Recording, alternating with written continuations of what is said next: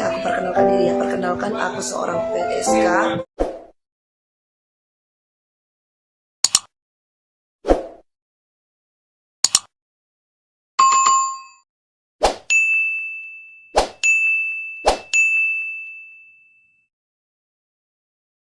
Oke, aku akan melanjutkan kesaksian aku.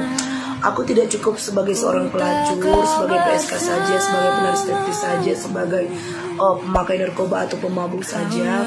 Tetapi masa lalu aku sampai aku sebagai mucikari gemuk, sampai aku sebagai seorang penjamret, sebagai seorang pencuri yang suka tarkam juga antar kampung berkelahi.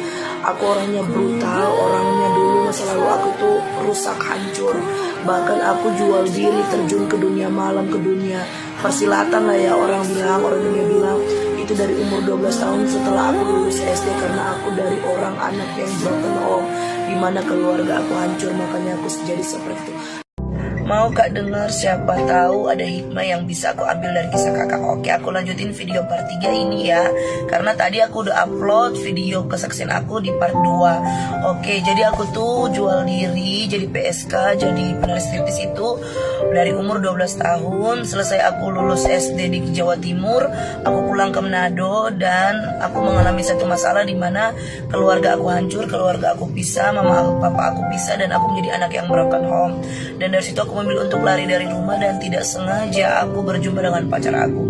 Karena situasi keadaan harus cari uang untuk makan, akhirnya aku dipekerjakan, dijual oleh pacar aku menjadi wanita malam. Lama-kelamaan menjadi penari striptease, penari telanjang, lama-kelamaan menjadi seorang PSK atau pekerja seks komersial. Nah, lama-kelamaan hidup aku hancur, lama-kelamaan hidup aku semakin rusak. Dan itulah kesaksian hidup aku. Nanti aku lanjutin part 4-nya ya. Oke, puji Tuhan, makasih banyak buat teman-teman semua yang sudah ngedukung, nge-support aku, bahkan sudah nonton setiap video-video kesaksian hidup aku. Makasih banyak. Makasih juga buat kalian yang ngehina, ngejudge aku, bahkan gak percaya dengan kesaksian aku. Bahkan ada yang sempat menawar dan menyanyikan pasaran hidup aku. Makasih banyak. Aku tetap mengasihi dan mendoakan kalian, mencintai kalian, dan aku akan melanjutkan part 4-nya. Oke, jadi kami tuh istilah orang dunia melalang buana, karena suami aku itu buronan nomor 1 kota Manado, diperintah tembak mati di tempat oleh Kapolres Sulut waktu itu tahun 2014. Akhirnya kami pergi ke Batam, Jakarta, Pulau Bali, ada berapa kali bolak-balik, terus Pulau Ternate, dan yang paling terakhir itu tahun 2014. Waktu itu kami balik ke Bali dalam pekerjaan yang sama lagi, dalam profesi yang sama lagi, sebagai wanita malam,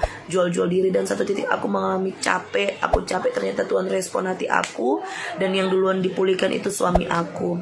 Dan aku ikut-ikutan doa sekedar doa, ibadah sekedar ibadah, baca Alkitab sekedar baca Alkitab, tapi tidak mengerti, tidak tahu, dan tidak mengenal, bahkan karena belum mengalami perjumpaan pribadi dengan Yesus.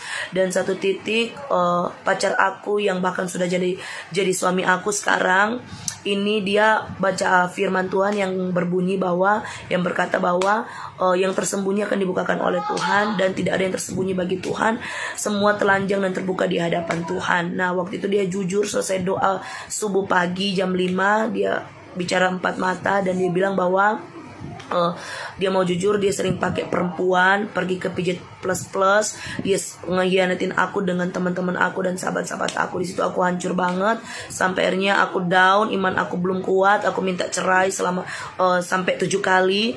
Terus aku sering maki dia kerja, pulang kerja, dia makan, selesai makan dia tidur, bangun tidur aku maki dia, sehingga membuat dia sampai harus membuat dia kesel. Akhirnya supaya dia mengiyakan ketika aku minta cerai, tetapi dia tidak pernah putus asa, dia terus doain aku. Dan satu titik kita ke gereja KKR, dan waktu itu aku lihat dia didoakan yang pertama, terus selesai dia berdoa, dia datang ke aku, dia panggil aku untuk maju ke depan untuk didoakan. Tapi aku bilang, kalau kamu mau bertobat, kamu aja jangan panggil aku, kamu yang ngajarin aku dalam dunia malam ini, kamu yang ngajarin aku sampai serusak dan sehancur ini.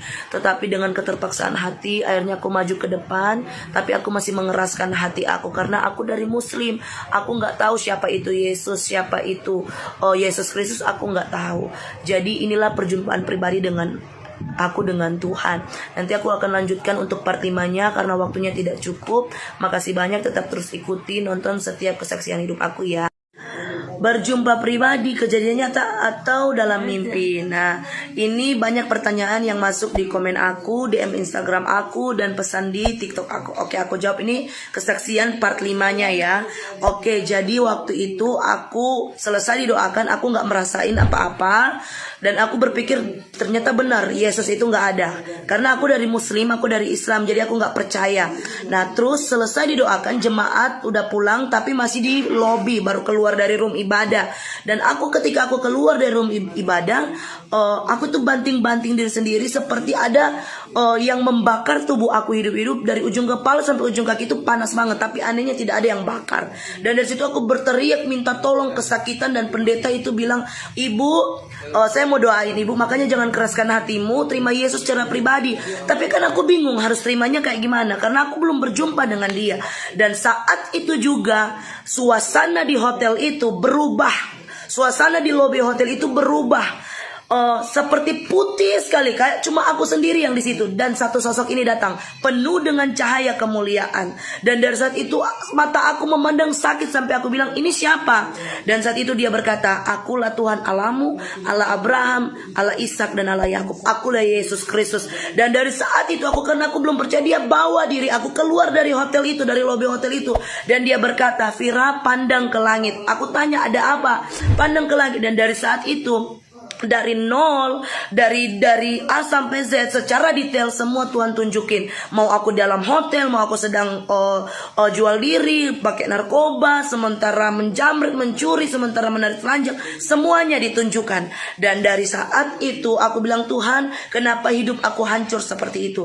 Dan Tuhan jawab apa, "Vira, kalau kamu gak mau bertobat, kamu akan dapat penyakit AIDS terus binasa." Dari saat itu aku bilang, "Tuhan, kalau ada kesempatan, aku mau terima Engkau secara pribadi sebagai Tuhan dan Juru Selamatku, dan aku mau jadi saksinya Tuhan, aku mau bertobat."